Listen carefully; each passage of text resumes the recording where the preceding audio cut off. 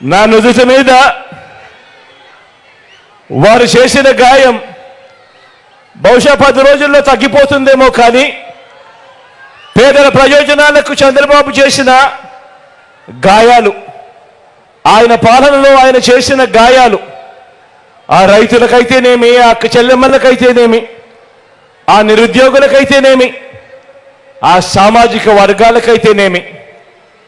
ఆ చంద్రబాబు మోసాలతో అతలాకుతలమైన